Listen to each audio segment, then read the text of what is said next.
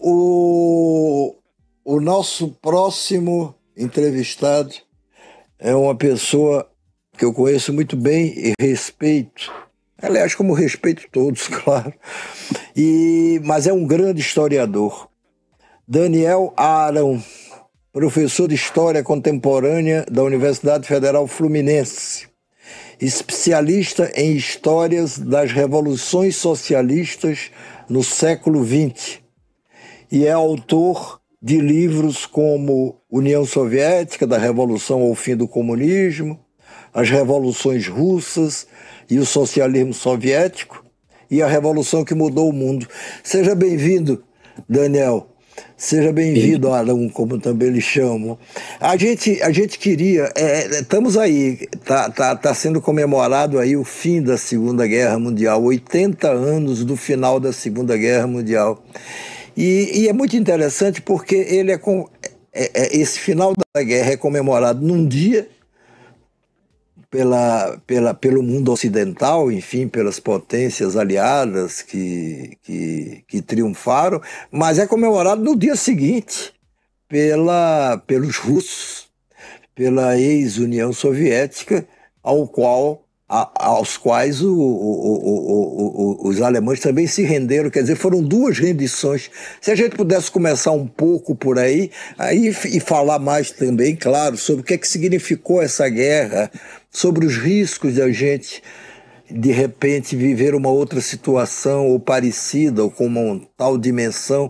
Mas vamos começar por isso, Arão, sobre por que duas datas de comemoração de um lado e do outro.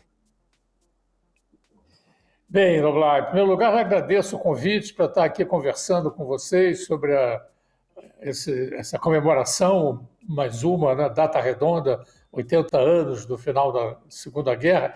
Essa tua pergunta é muito oportuna, porque ela nos permite refletir sobre as contradições entre os vencedores. A união entre Estados Unidos, Inglaterra e União Soviética contra o nazismo foi uma união que teve problemas para começar. Inclusive, em dado momento, ali nos anos 30, havia um jogo, a Inglaterra e a França querendo jogar o nazismo sobre a União Soviética, a União Soviética querendo empurrar o Hitler contra a Inglaterra e a França.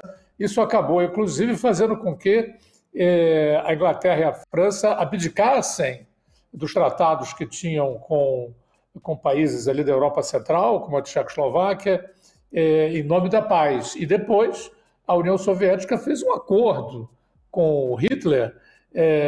Durante muitos anos isso foi justificado como sendo uma tática para ganhar tempo, mas, na verdade, depois que os anos se passaram, foi possível aceder às cláusulas secretas do acordo entre Hitler e Stalin, e esse acordo previa uma divisão de esferas de influência ali na Europa Central, cabendo à União Soviética o domínio de uma parte da Polônia Oriental, dos países bálticos e da Finlândia, e o resto área de influência da Alemanha. Posteriormente, com a invasão nazista da União Soviética, em junho de 1941, o acordo entre Hitler e Stalin foi de 1939, agosto de 1939, ou seja, durou quase 2 anos.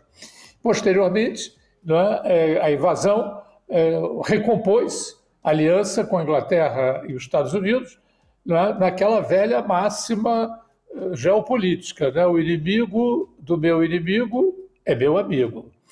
Mas esses aliados, embora atenuando radicalmente as críticas uns aos outros, né?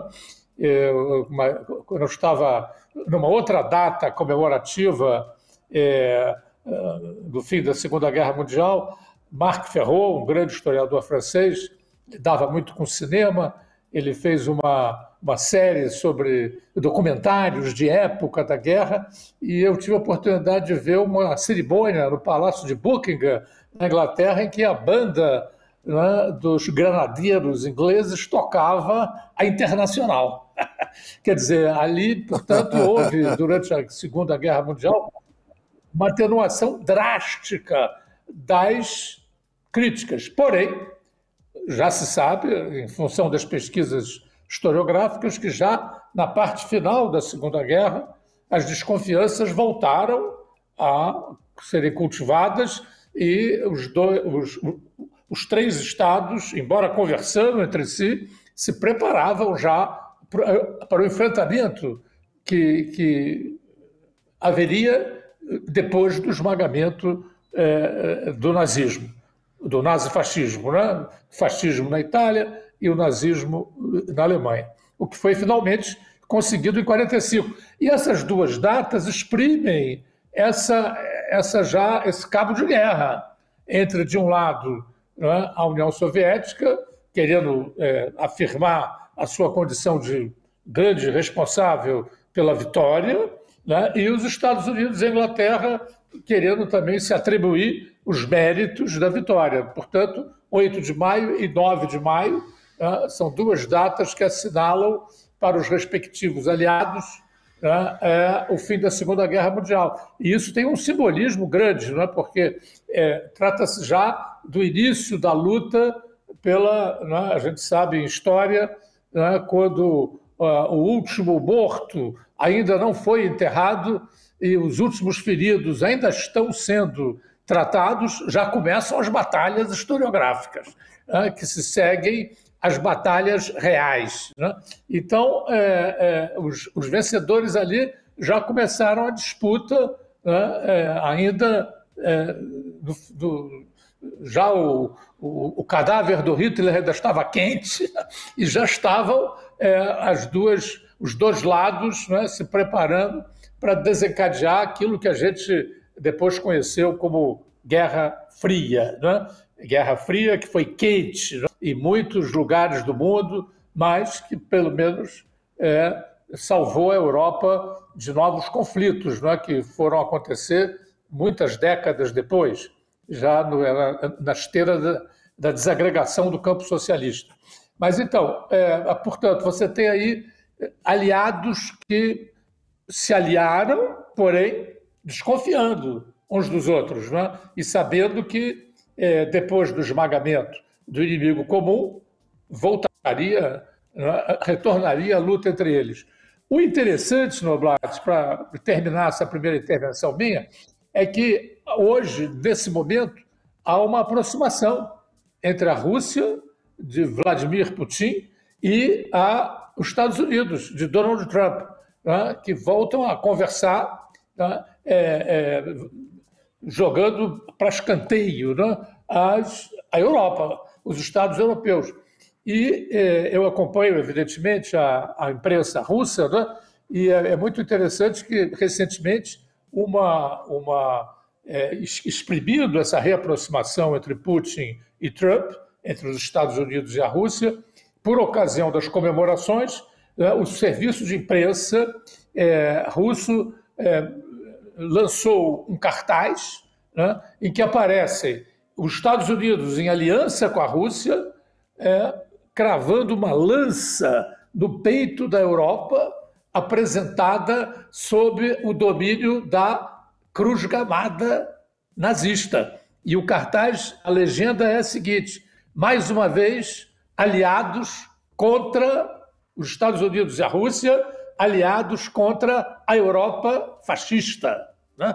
Quer dizer, então é extraordinário essa reviravolta que nós estamos assistindo aí, né? Nessa nova aliança. Mas essas duas datas...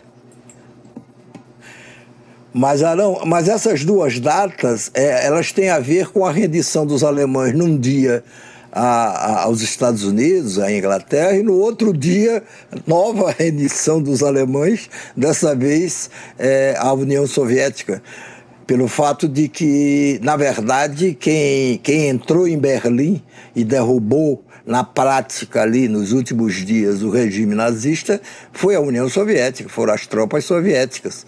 Agora,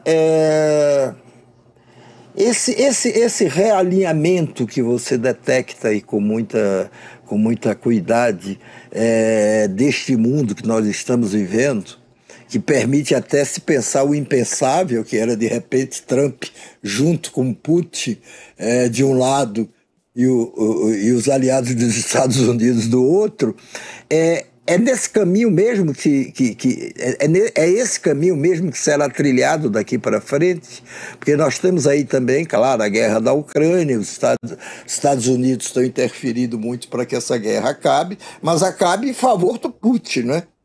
Ou eu estou lendo errado?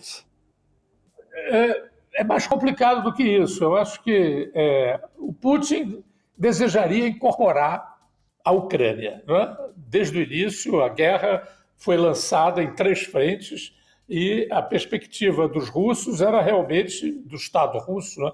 Não posso dizer dos russos, porque muitos russos se opuseram a isso, né? É bom lembrar que nós temos mais de 20 mil presos na Rússia por terem se oposto à guerra. Mas então, o Estado russo tinha essa ideia de incorporar a Ucrânia.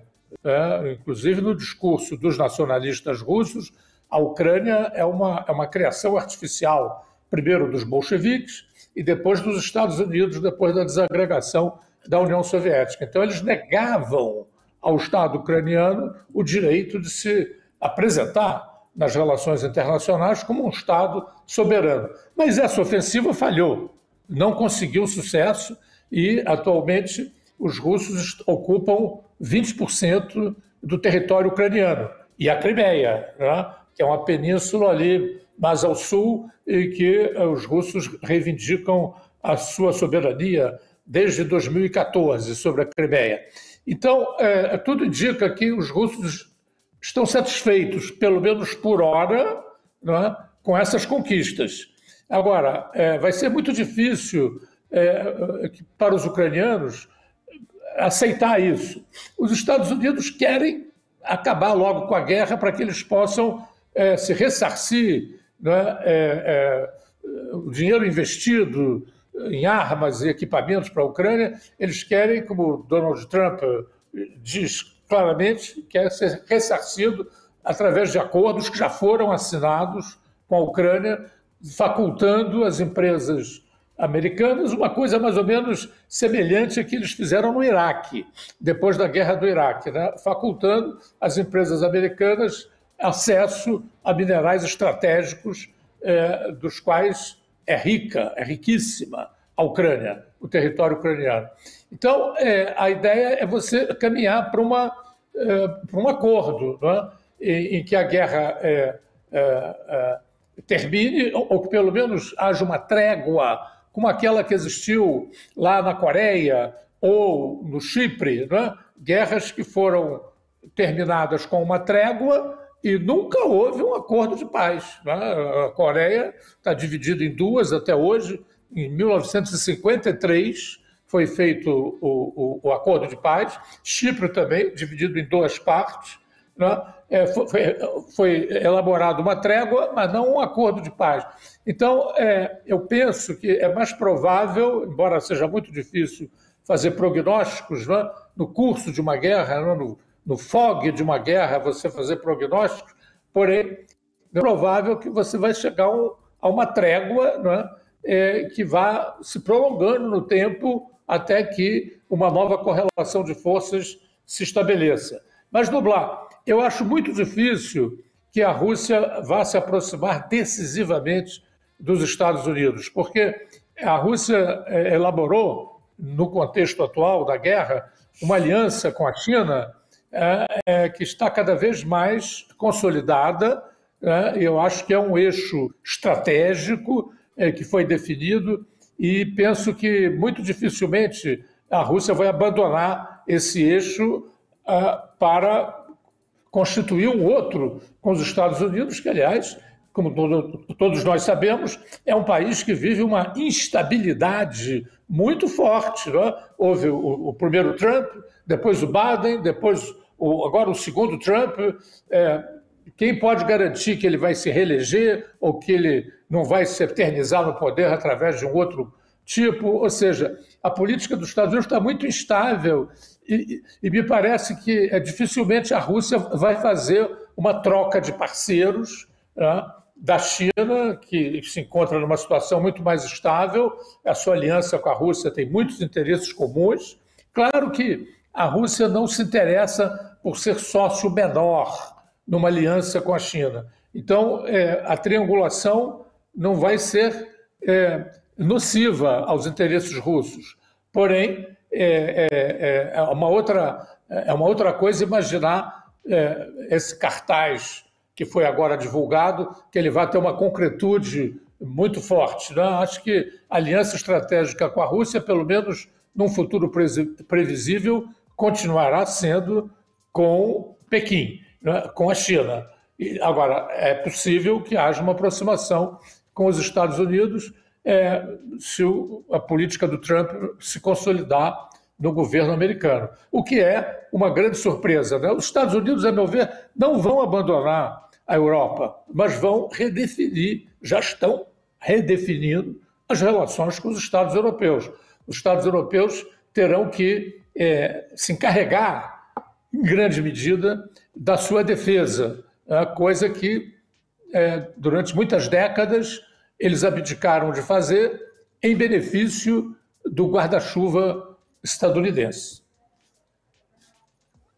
Guga, tá me ouvindo, Guga? Estou ouvindo, vocês estão me ouvindo? Tem gente prevendo, dizendo e tentando prever uma próxima guerra, falando que da maneira como está agora a geopolítica, a gente estaria talvez próximo de uma nova batalha, talvez até uma guerra mundial. O que o senhor acha dessas previsões?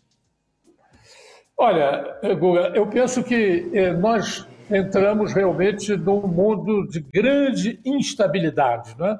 Alguns historiadores fazem aproximações entre o mundo atual e o mundo que existia antes da Primeira Grande Guerra. Ou seja, você não tem uma hegemonia claramente definida. Você tem uma instabilidade hegemônica, tá?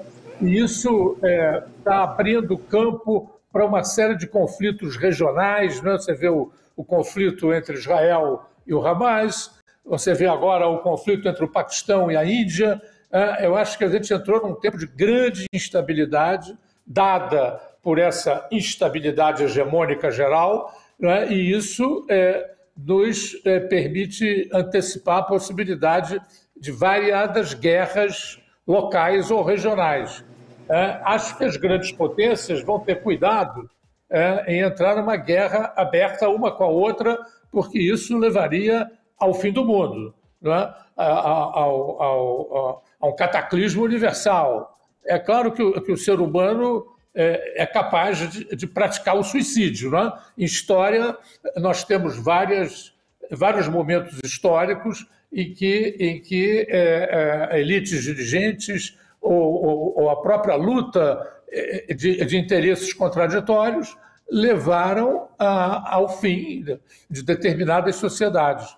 Então, é possível imaginar também, né, que você perca o controle, como houve durante a chamada Guerra Fria, né? Em vários momentos, o mundo esteve muito próximo de uma terceira guerra mundial, né? No crise de Berlim, em 1948, tivemos, né, a Primavera Praga, em 68, a crise dos fogos, em 62, em Cuba, em que hoje dispomos já de toda a documentação a respeito e sabemos que o mundo esteve muito próximo da Terceira Guerra Mundial, que foi evitada ali no limite, né? Então, é possível, sim, mas eu acho mais provável que nós tenhamos um mundo regido por guerras regionais, um mundo extraordinariamente instável, né? E esse tempo de distúrbios, né? Esse tempo de instabilidade tende a predominar até que surja uma nova, se vai surgir, veremos, uma nova hegemonia internacional. Eu acho que o que tende a predominar é uma tendência multilateral, né? E nesse quadro de instabilidade hegemônica, a possibilidade de guerras regionais é muito forte, né? Porque você tem aí vários atores importantes, alguns até dispondo de arma atômica, né? Como o Paquistão, a Índia, Israel, né, a Coreia do Norte, né, vários atores regionais ganhando autonomia de ação em função desse quadro extraordinariamente instável que a gente passa a enfrentar a partir já de alguns anos para cá. Arão, eu queria te fazer a última pergunta, que o nosso tempo está se esgotando. O que é que o Lula foi fazer em Moscou, né, para, neste dia de celebrações na Rússia da rendição dos alemães à antiga União Soviética? O que é que ele está fazendo lá? Qual é o objetivo? Quais são as intenções dele de estar lá neste momento? Olha, eu avalio como uma ação muito infeliz, né? Uma decisão muito infeliz do Lula. Eu acho que a perspectiva, né, que é a perspectiva do Celso Amorim, é fortalecer a coesão do BRICS, né? do BRICS ampliado, a partir de janeiro do ano passado. Né? O BRICS ampliou, não chega a ser uma aliança, é uma articulação entre Estados, e, a meu ver, a ideia foi reforçar a presença do Brasil nessa articulação. Penso, no entanto, que foi extremamente infeliz, porque, afinal de contas, a Rússia invadiu a Ucrânia, né? Por mais que você possa dizer que ela foi provocada a fazer isso, há uma polêmica sobre o assunto, da qual eu participo, inclusive, né? Mas é um outro assunto. O fato é que a Rússia, tendo mais ou menos razão, invadiu um país soberano, né? E isso é muito grave, né? Do ponto de vista de uma potência média, como é o Brasil, né? Que baseia a sua influência, sobretudo, naquilo que a gente chama o soft power, né? O poder da persuasão, o poder da palavra, o poder moral, né? Uma potência média, né? Dá mão, né? Oficialmente a uma potência invasora é se arriscar, né? a ter problemas a curto e médio prazo. Né? Eu acho que o Brasil deveria permanecer numa situação mais de equilíbrio, né? Entre os vários polos existentes, né? Jogando em todos os lados, né?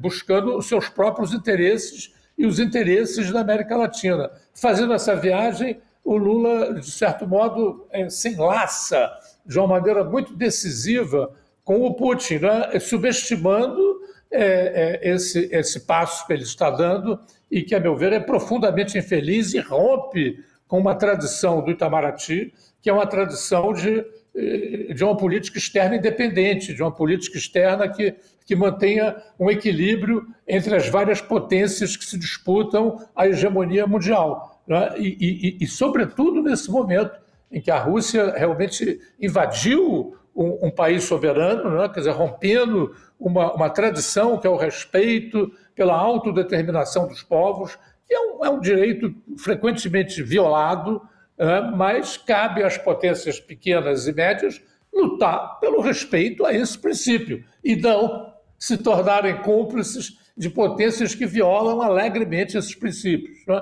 Claro, os Estados Unidos também violaram esse princípio na guerra do Iraque e em outras guerras que fazem, é verdade, né? Porém, não cabe, a meu ver, a um presidente brasileiro ir participar de comemorações nos Estados Unidos, né, sobre a Segunda Guerra Mundial. Eu acho que isso foi, portanto, compreensível, né, a ação do governo brasileiro, mas eu acho inaceitável. A gente pode compreender uma coisa e recusar, né? Então, eu acho que a ideia do Celso Amorim, né, é fortalecer o BRICS, mas eu acho que a jogada de presença física nas comemorações foi uma infelicidade. Está lá o Lula, né, em companhia de um conjunto diverso de ditadores ou aspirantes a ditadores, né, e o grande trunfo que a diplomacia brasileira tem de exercer o soft power, né, o respeito pelos valores democráticos, pela autodeterminação dos povos, isso aí vai para o ralo, né, com essa participação ativa nesses festejos, aos quais o Lula não era obrigado a ir, né? Não era uma imposição do BRICS ele ir, né? Ele poderia visitar a Rússia em outro momento e a China também, que isso corresponde aos interesses do Estado Nacional Brasileiro. Porém, se envolver nesse tipo de festas e de festas que estão, permita-me a metáfora, gotejando sangue, não é? Gotejando sangue, você participar de uma festa é muito, para uma potência média que não está envolvida estrategicamente com a Rússia, como é o caso da China, eu penso que foi uma jogada mal concebida, uma jogada infeliz.